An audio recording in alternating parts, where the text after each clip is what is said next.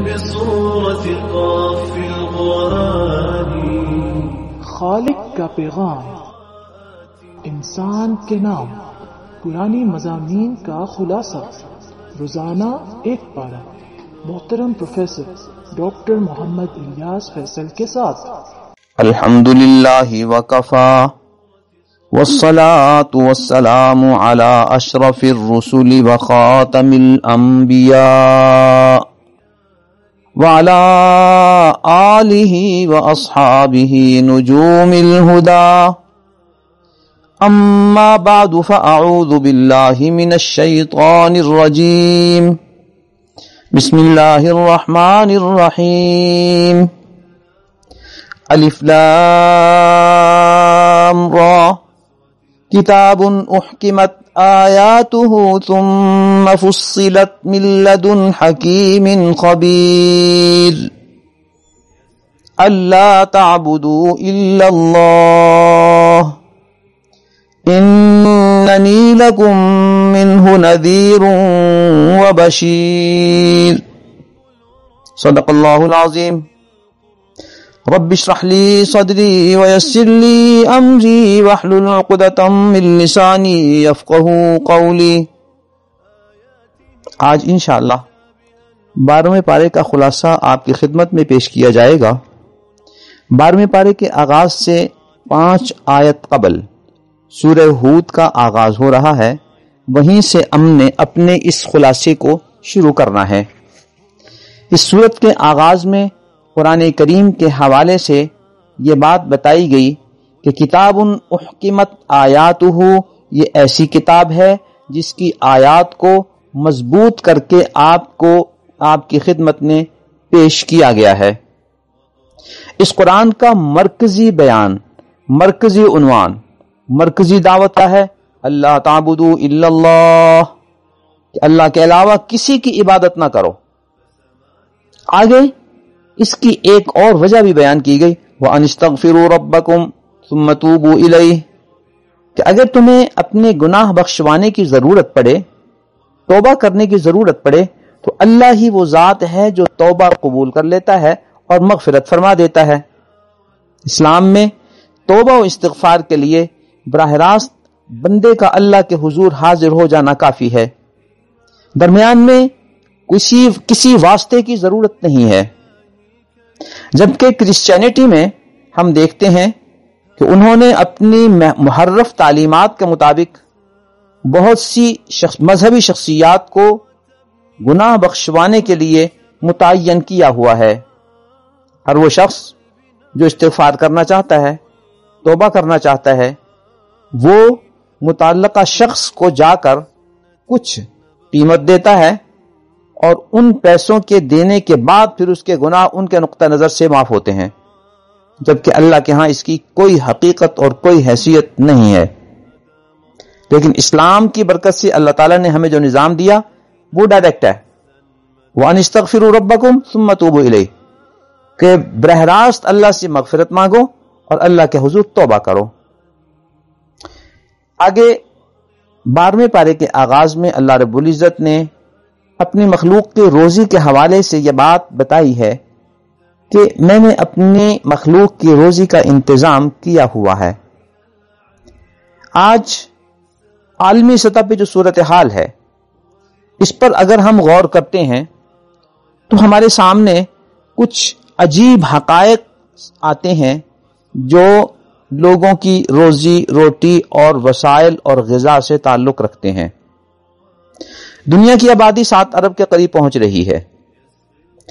دنیا میں اس زمین پر جتنے وسائل موجود ہیں، کھانے پینے کا جتنا نظام موجود ہے، یہ 10 ارب لوگوں کے لیے کافی ہے. لیکن ہو کیا رہا ہے کہ اس 10 ارب کا 30% حصہ وہ کسی نہ کسی انداز میں ضائع ہو جاتا ہے.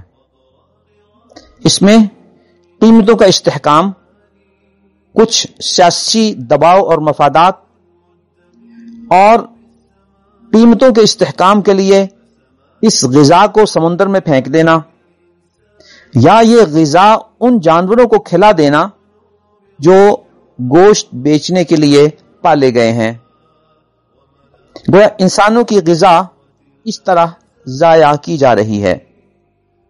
صرف اسی پر بس نہیں، ہمارے VIP ہوٹلز اور مہنگی شادیوں کی رسمیں اور ان کے پروگرام، اس کے علاوہ عام طور پر خوشحال لوگوں کے گھروں میں کھانے کا ضیاع، یہ اتنی واضح وہ چیزیں ہیں کہ جن کو ریسرچ کرنے والوں نے جب جمع کیا تو انہیں اندازہ ہوا کہ دنیا اور زمین پر موجود خوراک کا 30% حصہ کس طرح ضائع ہو رہا ہے۔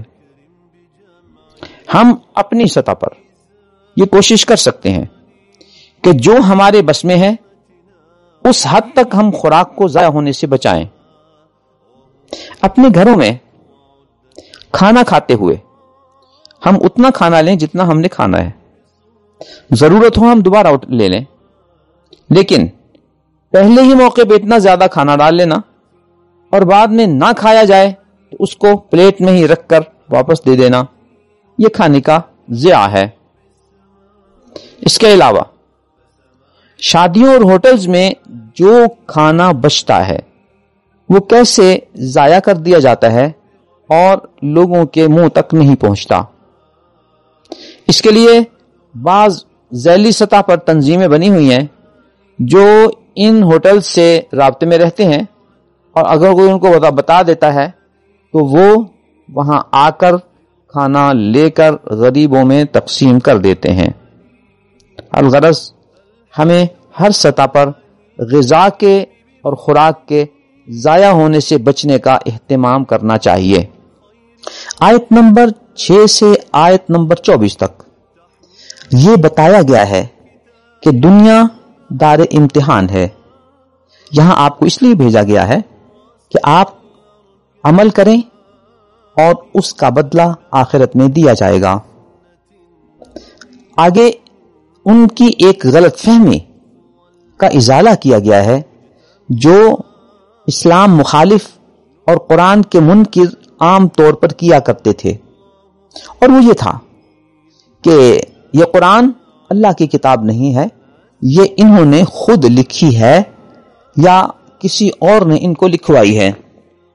اللہ تعالیٰ نے وہی چیلنج انہیں کیا جو سورہ بقرہ میں آپ سن چکے ہیں کہ اگر تمہیں قرآن کریم کے اللہ کی طرف سے ہونے میں شک ہے تو پھر فَأْتُوا بِعَشْرِ سُوَرٍ مِّن مِّثْلِهِ، تم اس کے مثل 10 صورتیں بنا کر لے آؤ۔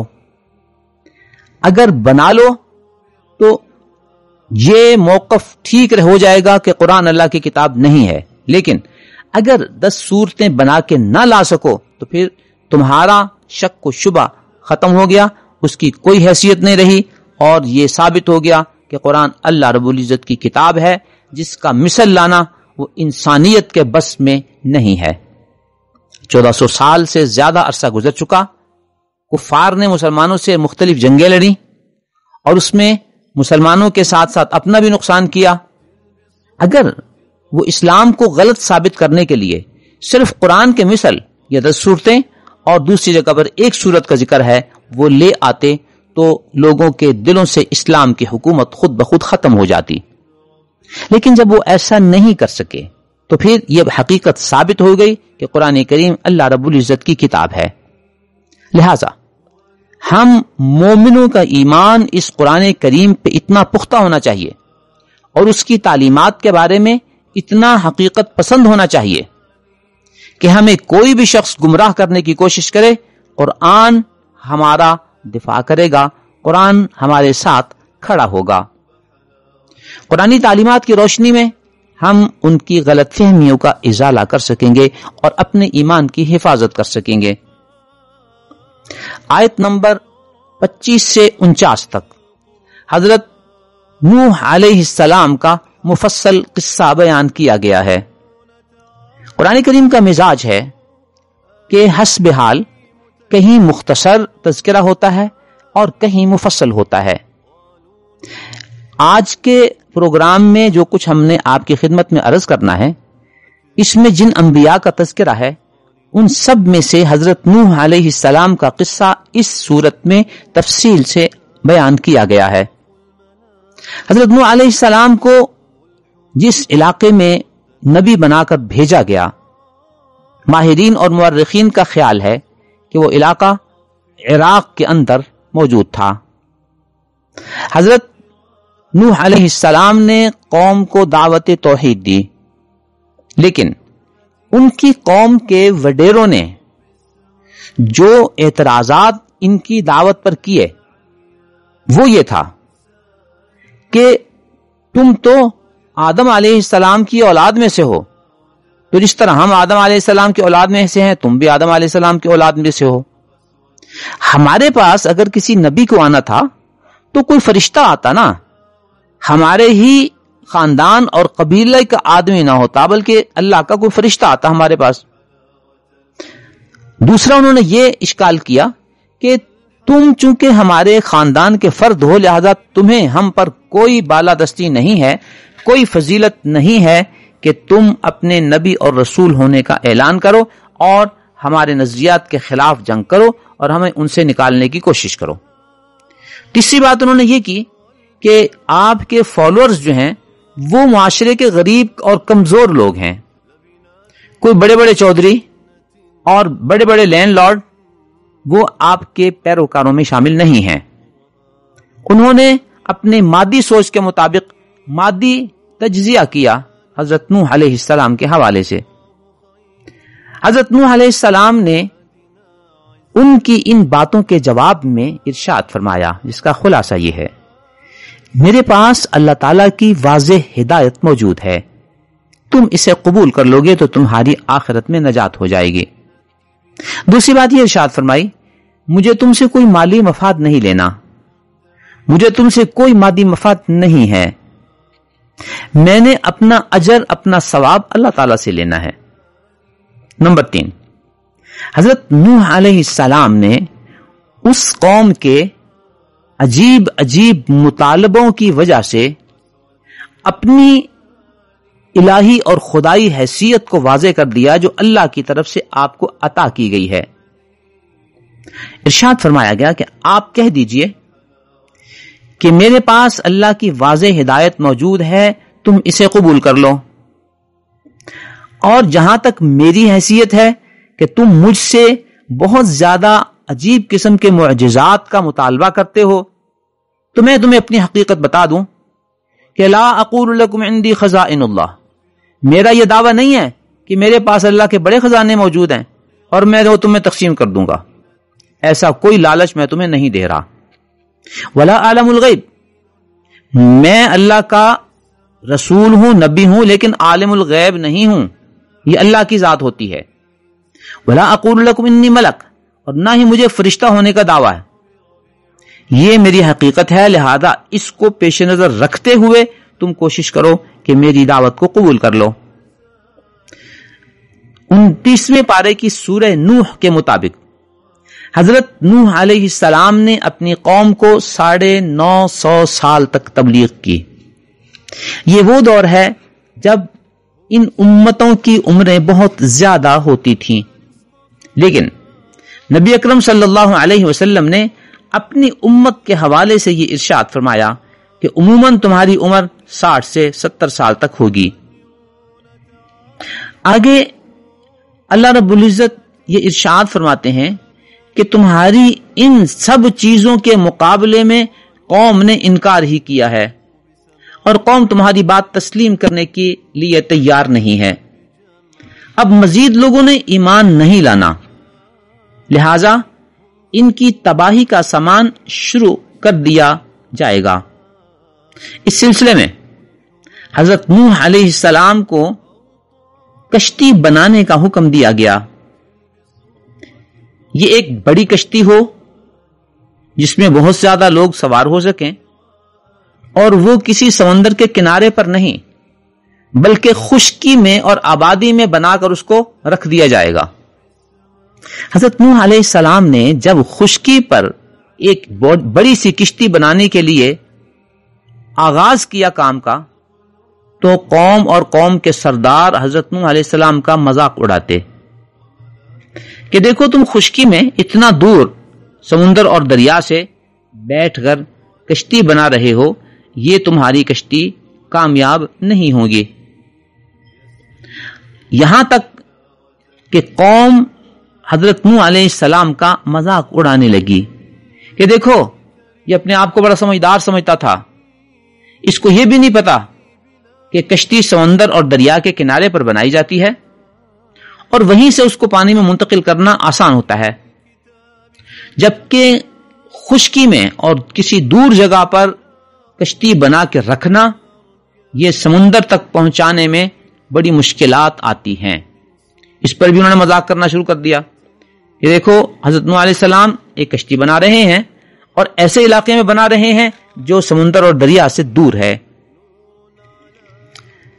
ان حالات کی روشنی میں جب کشتی بن گئی تو اللہ رب العزت کی طرف سے قوم نوح پر عذاب کا سلسلہ شروع ہو گیا اور ہر جگہ سے پانی ابلنے لگا، حتیٰ کہ وہ خشک جگہ جو عام طور پر گرم ہوتی ہے اس میں سے بھی پانی نکلنے لگا، اور وہ تنور ہے کہ حضرت نوح علیہ السلام کا جو تنور تھا اس میں سے بھی پانی نکلنے لگ گیا، اور پانی اتنا جمع ہونا شروع ہو گیا کہ کشتی اس میں چل سکتی تھی۔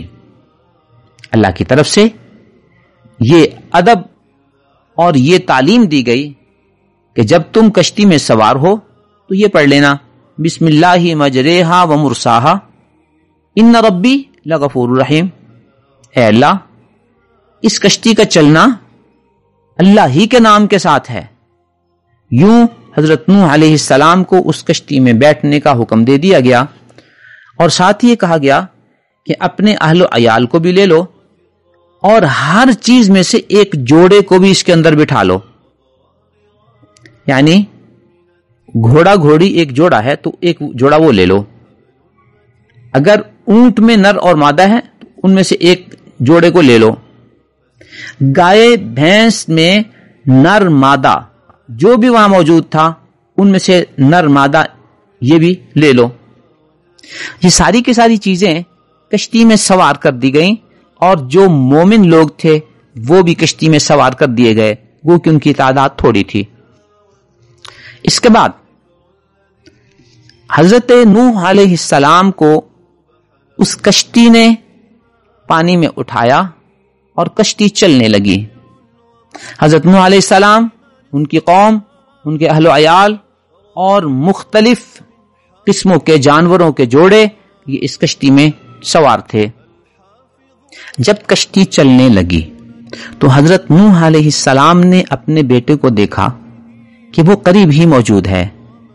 بیٹے سے کہا کہ آؤ تم بھی اس کشتی میں سوار ہو جاؤ۔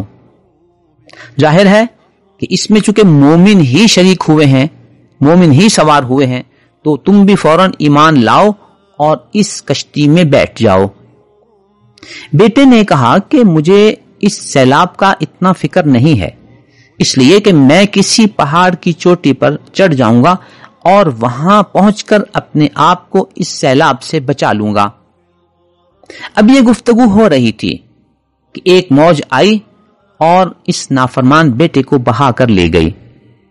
حضرت نوح علیہ السلام نے جب یہ منظر دیکھا تو ارشاد فرمایا، اے رب، یہ میرا بیٹا بھی تو میرے خاندان میں سے ہے نا، وَإِنَّ وَعْدَكَ الْحَقُّ، اور آپ کا وعدہ بھی سچا ہے کہ آپ نے ارشاد فرمایا تھا کہ میں تمہیں اور تمہارے اہل کو بچا لوں گا۔ اللہ فرماتے ہیں کہ میرے ہاں اہل ہونے کا جو معیار ہے اس معیار پر یہ بیٹا پورا نہیں اترتا تھا، اس لیے کہ اس کے اعمال صالح نہیں تھے، اس کا عقیدہ درست نہیں تھا، لہذا یہ تباہ و برباد ہو گیا۔ حضرت نوح علیہ السلام کو اپنی اس صورتحال کا اندازہ ہوا تو فوراً انہوں نے اللہ رب العزت سے مغفرت کی دعا کر دی، رب انی اعوذ بک ان اسألک ما لیس لی بہ علم، اے اللہ میں نے آپ سے ایسی چیز کا سوال کر لیا جس کا مجھے علم نہیں تھا، اگر آپ میری مغفرت نہیں کریں گے، مجھ پر رحم نہیں کریں گے تو پھر تو میں خسارہ اٹھانے والوں میں سے ہو جاؤں گا۔ الغرض حضرت نوح علیہ السلام اس کشتی میں سوار ہوئے اور کشتی چل پڑی، یہاں تک کہ اللہ تعالیٰ کو جہاں اس کشتی کو پہنچانا تھا وہاں پہنچانے کے بعد حضرت نوح علیہ السلام کو یہ فرمایا گیا کہ یا نوح اہبط بسلام منا وبرکات علیک وعلی ممن معک، اے نوح آپ سلامتی کے ساتھ اتر جائیے، برکات کے ساتھ اتر جائیے، اور یہ سلامتی اور برکات ان تمام لوگوں پر ہوں جو آپ کے ساتھ اس کشتی میں سوار ہیں۔ تو کشتی ایک جگہ پہ رکی، حضرت نوح علیہ السلام اور چند مومن اور جن جانوروں کو یہ لے کر آئے تھے ان سب کو وہاں اتارا اور آباد کیا۔ اللہ تعالیٰ اس قصے کے آخر میں یہ فرماتے ہیں تِلْكَ مِنْ أَنْبَاءِ الْغَيْبِ نُوحِيهَا إِلَيْكَ، یہ غیب کی وہ خبریں ہیں جو ہم آپ کی طرف وحی کرتے ہیں۔ یہ جو کچھ بتایا گیا ہے یہ اللہ کی وحی سے بتایا گیا ہے، اور اس کا مقصد کیا ہے کہ آپ کو تسلی ہو جائے کہ سابقہ اقوام میں بھی ایمان والے چند ہی تھے، باقی لوگ کفر پر ہی قائم رہے۔ تو جب ماننے والوں نے ماننا ہے، نہ ماننے والوں نے نہیں ماننا، تو پھر آپ نہ ماننے والوں کی فکر میں اپنے آپ کو پریشان نہ کیا کر دیں، اپنے آپ کو فکر مند نہ کیا کریں۔ قرآن کریم میں آپ صلی اللہ علیہ وسلم کے بارے میں اتنی ہمدردی کا ذکر کیا گیا ہے کہ اللہ کو بھی ترس آ گیا اور فرمایا لعلک باخع نفسک الا یکونوا مؤمنین، آپ تو جیسے اپنے آپ کو ہی ختم کر دیں گے صرف اس وجہ سے کہ یہ لوگ ایمان نہیں لا رہے۔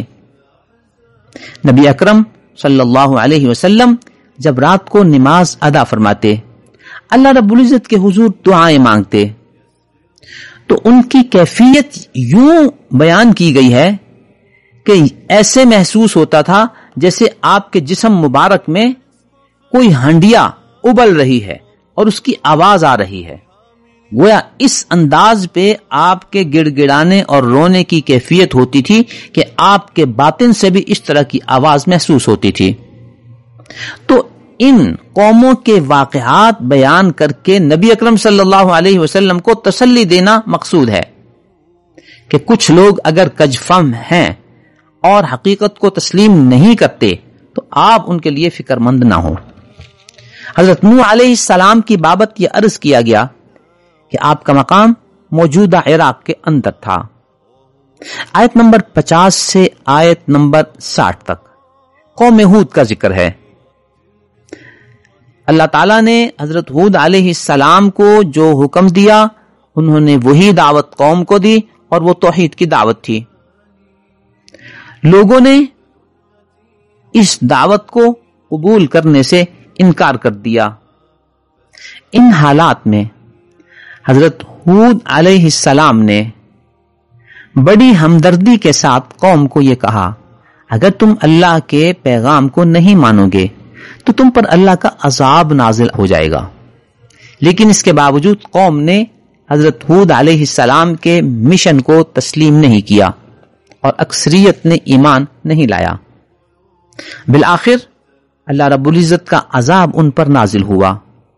یہ عذاب زلزلے اور اس زلزلے میں طوفان اور اس میں جھکڑ کی کیفیت تھی، جس نے ان کے گھروں کو، ان کے درختوں کو اکھیڑ دیا کہ یہ لوگ اب ان میں جا کر پناہ نہ لے سکیں، اور یہ خود بھی اس طرح مرے کہ اس جھکڑ میں یہ زمین سے اٹھتے اور دوبارہ وہ جھکڑ ان کو زمین پر پٹخ دیتا۔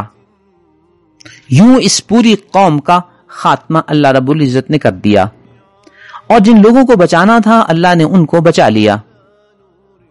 آپ کی خدمت میں عرض کیا گیا تھا کہ حضرت ہود علیہ السلام کے مقام اور ان کی جگہ کے بارے میں عموماً مورخین کا خیال ہے کہ وہ موجودہ سعودی عرب اور یمن کے درمیان میں تھا، کچھ حصہ ادھر سے تھا اور کچھ حصہ یمن کی طرف سے۔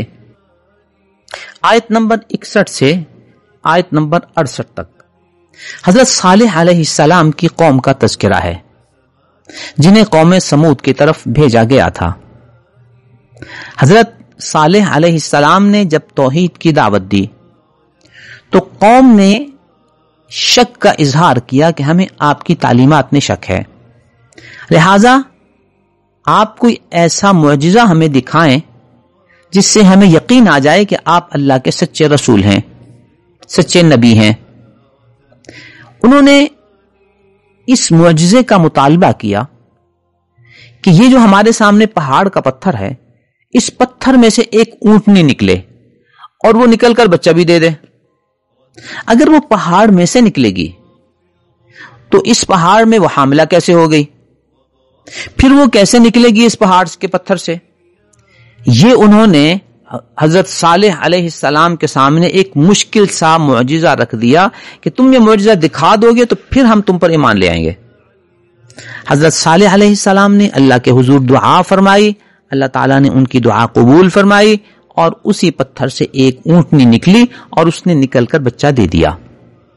یہ اونٹنی اتنی قوی ہیکل تھی کہ اس کی خوراک بھی بہت زیادہ تھی اور اس کے پانی پینے کا نظام بھی بہت زیادہ تھا، لہذا یہ بہت زیادہ کھانا بھی اور چارہ بھی کھاتی، اور جب پانی کے حوض پر جاتی جہاں ان کے جانور پانی پیا کرتے تھے تو یہ سارا پانی ختم کر لیتی۔ انہیں اس سلسلے میں بڑی مشکل ہوئی کہ جس حوض پر انہوں نے اپنے جانوروں کو بھی لے کر آنا ہے وہاں یہ اونٹنی پانی ختم کر دیتی ہے، لہذا اس کا حل یہ کیا گیا کہ ایک دن یہ اونٹنی جائے گی، ایک دن پانی پینے نہیں جائے گی۔ اب ان حالات میں قوم صالح نے یہ پلان بنایا کہ اس اونٹنی کو قتل کر دیا جائے، اس لیے کہ یہ ہمارے جانوروں کی خوراک کے لیے ایک مسئلہ بنا رہی ہے، لہذا ایک سازش کے ساتھ اس اونٹنی کو اور اس کے بچے کو قتل کر دیا گیا۔ حضرت صالح علیہ السلام نے ان کا یہ کام دیکھ کر اعلان فرما دیا کہ 3 دن کے بعد تم پر عذاب آ جائے گا، اور اب وہ عذاب آ گیا۔ ان پر بھی زلزلہ سا آیا اور یہ ختم ہو گئے۔ آج یہ علاقہ مدائن صالح کے نام سے یاد کیا جاتا ہے، مدینہ منورہ سے تقریباً 400 کلومیٹر کے فاصلے پر ہے۔ آیت نمبر 69 اور 70 میں حضرت ابراہیم علیہ السلام کے مہمانوں کا تذکرہ ہے۔ یہ بڑے دلچسپ قسم کے مہمان تھے۔ جو ہی یہ مہمان حضرت ابراہیم علیہ السلام کے گھر میں تشریف لائے تو حضرت نے ان کے کھانے کی فکر مندی کی اور کھانے کا انتظام کر دیا۔ ایک بچڑے کو تل کر لائے اور ان کے سامنے رکھ دیا، لیکن ان مہمانوں نے کھانا نہیں کھایا، ہاتھ نہیں بڑھایا۔ قدیم اقوام میں یہ رواج تھا کہ چور اور ڈاکو جس گھر میں ڈاکہ ڈالنا چاہتے اور اس گھر میں چلے جاتے تو وہ اس گھر کا نمک نہیں کھاتے تھے، اس گھر سے کھانا نہیں کھاتے تھے۔ جب ان مہمانوں نے کھانے کی طرف ہاتھ نہیں بڑھایا تو حضرت ابراہیم علیہ السلام فکر مند ہوئے کہ ان کے عزائم کیا ہیں۔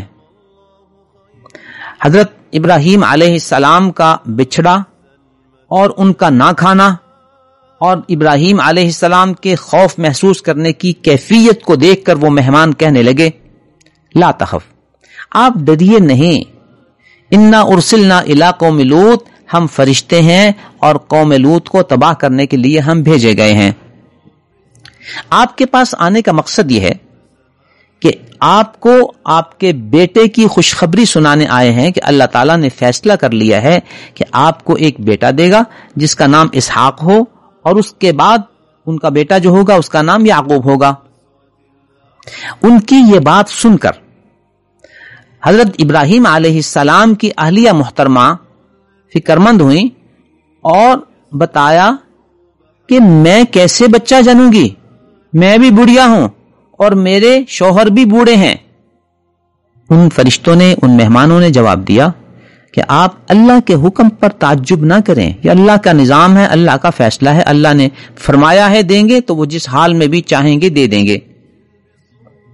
یہاں ان فرشتوں نے ان گھر والوں کی نسبت ایک جملہ استعمال کیا، رحمت اللہ وبرکاتہ علیکم اہل البیت، اے اہل بیت تم پر اللہ کی رحمتیں اور برکتیں ہوں۔ یہ اہل بیت کن کو کہا جا رہا ہے؟ حضرت ابراہیم علیہ السلام کی گھر والی کو کہا جا رہا ہے۔ اس سے یہ بات واضح ہو گئی کہ قرآنی نقطۂ نظر سے قرآن کے اطلاق کے مطابق بیوی یا بیویاں اہل بیت میں شامل ہوتی ہیں۔ نبی اکرم صلی اللہ علیہ وسلم کی ازواج مطہرات، ازواج طاہرات، یہ اہل بیت ہیں چونکہ آپ کے گھر میں یہ رہتے ہیں، اور کچھ اور حضرات بھی اہل بیت ہیں جن کا ذکر خود نبی اکرم صلی اللہ علیہ وسلم نے فرما دیا۔ تو قرآنی اطلاق اہل بیت کے حوالے سے آپ کے سامنے آ گیا کہ بیوی اہل بیت میں شامل ہوتی ہے۔ آیت نمبر 77 سے آیت نمبر 83 تک حضرت لوط علیہ السلام کا تذکرہ ہے۔ یہ مہمان جو حضرت ابراہیم علیہ السلام کی خدمت میں حاضر ہوئے تھے، یہ فرشتے تھے اور خوبصورت لڑکوں کی شکل میں تشریف لائے تھے۔ حضرت ابراہیم علیہ السلام کے گھر سے نکل کر یہ حضرت لوط علیہ السلام کے ہاں پہنچے۔ ان کو دیکھتے ہی حضرت لوط علیہ السلام فکر مند اور پریشان ہو گئے، اور ان کو اندازہ تھا کہ ان کی حفاظت میں کیسے کر پاؤں گا، اور انہوں نے یہ کہا کہ ھذا یوم عصیب، یہ دن میرے لیے بڑا مشکل ہوگا۔ وہی ہوا کہ کچھ دیر کے بعد لوط علیہ السلام کی قوم حضرت لوط علیہ السلام کے گھر میں پہنچ گئی کہ یہ جو خوبصورت لڑکے آئے ہیں یہ ہمارے سپرد کر دو۔ حضرت لوط علیہ السلام نے انہیں بہت سمجھانے کی کوشش کی۔ قوم نے کہا کہ لوط انک لتعلم ما نرید، جو کچھ ہم چاہتے ہیں وہ تمہیں معلوم ہے، لہذا ہمیں ان لڑکوں تک پہنچنے دو۔ یہ فرشتے حضرات، یہ جو مہمانان گرامی تھے، اس سارے منظر کو دیکھ رہے تھے۔ حضرت لوط علیہ السلام کی فکر مندی اور پریشانی کو دیکھ کر انہوں نے فرمایا، یا لوط انا رسول ربک، اے لوط آپ فکر مند نہ ہوں، ہم اللہ کے پیغام بر ہیں، اللہ کا پیغام لے کر آئے ہیں۔ لن یصلوا الیک، یہ آپ تک نہیں پہنچ پائیں گے، ہم فرشتے ہیں، ہم تک یہ نہیں پہنچ پائیں گے، اور آپ جو ہمارا دفاع کر رہے ہیں یہ آپ تک بھی نہیں پہنچ پائیں گے۔ آپ کے لیے حکم یہ ہے کہ آپ رات کو اس علاقے سے نکل جائیں۔ ان موعدہم الصبح، ان کا جو وقت ہے تباہ ہونے کا وہ صبح ہے، صبح ان کو تباہ و برباد کر دیا جائے گا۔ اللہ فرماتے ہیں کہ جب ان کا وہ وقت آیا، جعلنا عالیہا سافلہا، ہم نے اوپر والا حصے کو نیچے والا حصہ بنا دیا، یعنی اس طرح ان کو اٹھایا، زمین کے اس حصے کو جو جہاں وہ رہتے تھے ان کی آبادی کو اٹھا لیا گیا، اور اس کو اٹھا کر دوبارہ الٹا کر کے زمین پر پٹخ دیا گیا۔ یہ ہے عالیہا سافلہا، اس کے اوپر والے حصے کو نیچے والا حصہ بنا دیا۔ یہ علاقہ آپ کو بتایا گیا تھا کہ اردن میں فلسطین اور اردن کے درمیان کی جو سرحد ہے وہاں پہ موجود ہے، جس فلسطین کو غاصب یہودی اسرائیل کہتے ہیں۔ یہ بحر میت اور ڈیڈ سی جسے کہتے ہیں، یہ دنیا کا گہرا ترین مقام ہے، اور اس پانی کا ہر قسم کا جو تجزیہ کیا گیا یہ دوسرے پانیوں سے بالکل مختلف ہے۔ یوں صبح اس قوم کو تباہ کیا گیا اور حضرت لوط علیہ السلام کو بچا لیا گیا۔ آیت نمبر 84 سے آیت نمبر 95 تک حضرت شعیب علیہ السلام کا تذکرہ ہے۔ انہوں نے جب قوم کو دعوت توحید دی اور فرمایا، یا قوم اعبدوا اللہ ما لکم من الہ غیرہ، اے میری قوم اللہ کی عبادت کرو جس کے علاوہ کوئی اور معبود نہیں ہے۔ نیز تمہاری جو ایک معاشرتی کمی کمزوری ہے کہ تم ناپ تول میں کمی کرتے ہو، یہ بھی نہ کیا کرو۔ ان کا انداز یہ تھا کہ وہ لوگوں سے پوری قیمت لیتے اور اس کے بدلے میں جو چیز ان کو دینی ہوتی وہ کم دیتے۔ یہ صرف جنس یا چیزوں کی حد تک موقوف نہیں تھا۔ جو سکے ان کے پاس آتے وہ سکے چونکہ سونے یا چاندی کے ہوتے، تو اس طریقے سے وہ ان کو اپنے پاس رکھتے کہ اس کے کنارے تھوڑے تھوڑے توڑ دیتے، جیسے کہ استعمال ہونے کے بعد وہ سکے پرانے ہو جاتے ہیں تو تھوڑا تھوڑا جھاڑ لیتے سونے اور چاندی کو ان سکوں سے۔ تو جب کسی کو سکے واپس کرنے ہوتے تو یہی سکے واپس کرتے جن کا کچھ سونا چاندی انہوں نے توڑ کر اپنے پاس رکھ لیا تھا، اور لوگ ان کو اس لیے قبول کر لیتے کہ یہ سکہ زیادہ استعمال ہونے کی وجہ سے اس کا کچھ حصہ گر گیا ہے۔ حضرت شعیب علیہ السلام نے فرمایا کہ تمہارے اس طرز عمل کی وجہ سے معاشرے میں فساد برپا ہوگا۔ قوم نے جواب دیا کہ اے شعیب، تم تو نمازی آدمی ہو، اللہ کی عبادت کرتے ہو، کیا تمہاری نماز یہ چاہتی ہے کہ ہم اپنے معبودوں کو چھوڑ دیں، یا تمہاری نماز یہ چاہتی ہے کہ ہم اپنی ذاتی پراپرٹی میں آزادانہ تصرف نہ کریں؟ ان کے اس جواب کے بعد اور مسلسل دعوت توحید سے انکار کے بعد حضرت شعیب علیہ السلام نے واضح طور پر فرما دیا کہ اے قوم، تمہارے طرز عمل کی وجہ سے مجھے اس بات کا خطرہ لگتا ہے کہ تمہارا انجام بھی قوم نوح، قوم ہود یا قوم صالح جیسا ہو جائے۔ نیز فرمایا کہ قوم لوط کا محل وقوع تم سے زیادہ دور نہیں ہے، اس لیے کہ حضرت شعیب علیہ السلام کا جو علاقہ ہے وہ اردن میں ہے، اور ان کی کچھ نشانیاں اردن سے متصل سرحد میں سعودیہ کے اندر بھی موجود ہیں، تبوک کے قریب۔ یہ شمالی علاقہ، یہاں حضرت شعیب علیہ السلام تھے اور ان کی قوم آباد تھی۔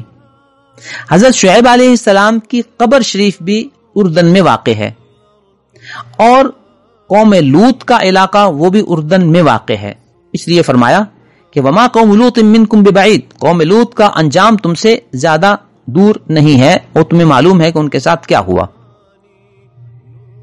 قوم نے جواب دیا کہ اے شعیب، یہ تمہارے ساتھ اگر مٹھی بھر لوگ نہ ہوتے نا تو تمہیں اس دعوت توحید کے نتیجے میں ہم سنگسار کر دیتے، رجم کر کے تمہیں مار دیتے۔ تم یہ کہتے ہو کہ ہم اپنے معبودوں کو چھوڑ دیں؟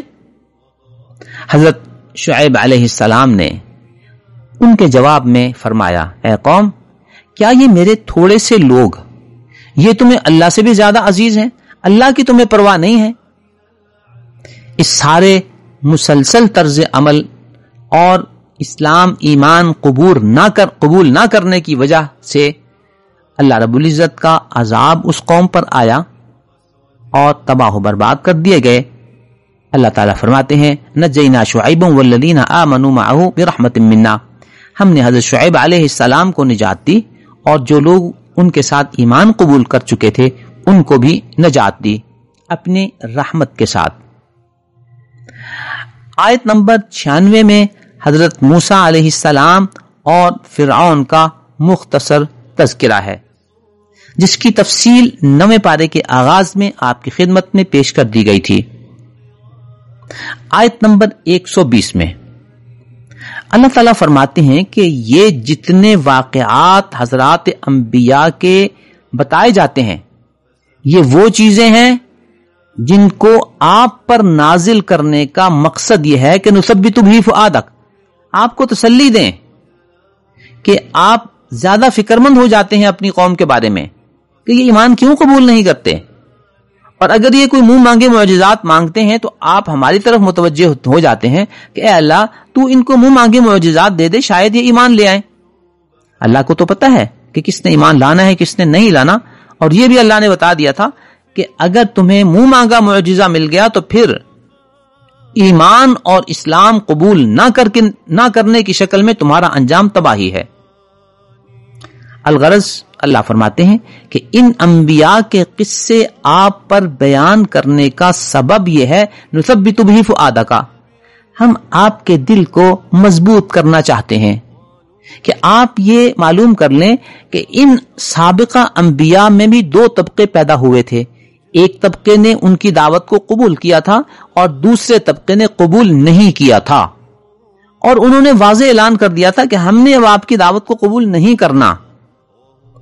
حضرت محمد صلی اللہ علیہ وسلم کی جو قوم تھی اس میں کچھ لوگ سابقہ اقوام سے بھی زیادہ عجیب تھے، انہوں نے اپنے لیے بددعا ان الفاظ میں کی کہ اے اللہ اگر یہ نبی محمد صلی اللہ علیہ وسلم برحق ہیں تو ہمیں پتھر برسا کر مار دے اور ہمیں تباہ و برباد کر دے. گویا یہ دعا نہیں اے اللہ اگر یہ سچے ہیں تو ہمیں ہدایت کی توفیق عطا فرما. ایسے طبقے کی موجودگی میں ان واقعات کو بیان کر کے نبی اکرم صلی اللہ علیہ وسلم کو تسلی دی جا رہی ہے. اس سورت کے آخر میں اللہ رب العزت نے مومنین اور کافرین کو ایک پیغام دیا کہ آپ ارشاد فرما دیجئے جو ایمان نہیں لاتے انہیں آپ بتا دیں کہ تم اپنی اپنی جگہ پہ کام کرو، میں اپنی جگہ پہ کام کر رہا ہوں، اور تم بھی انتظار کرو، میں بھی انتظار کرتا ہوں کہ اللہ کا فیصلہ تمہارے حق میں کیا آتا ہے اور کیسے آتا ہے. آج اس حد تک ہم کافی کرتے ہیں جو کچھ آپ کی خدمت میں عرض کیا گیا. آگے سورہ یوسف کا آغاز ہو رہا ہے جس کا کچھ حصہ اس 12ویں پارے میں ہے اور کچھ حصہ 13ویں پارے میں ہے. انشاءاللہ کل ہم اس پورے احسن القصص کو، حضرت یوسف علیہ السلام کے تذکرے، ان کے قصے کو اور ان میں مزید جو قصے ہیں ان سب کو ایک نشست میں آپ کی خدمت میں عرض کریں گے اور ساتھ ہی ساتھ 13ویں پارے کا خلاصہ بھی انشاءاللہ مکمل کریں گے. اللہ رب العزت ہمیں اپنے قرآن کریم کو پڑھنے کی، سمجھنے کی، اس پر عمل کرنے کی، اس کی طرف دعوت دینے کی اور اس کو غالب کرنے کی توفیق عطا فرمائے. آمین. وآخر دعوانا ان الحمد للہ رب العالمین.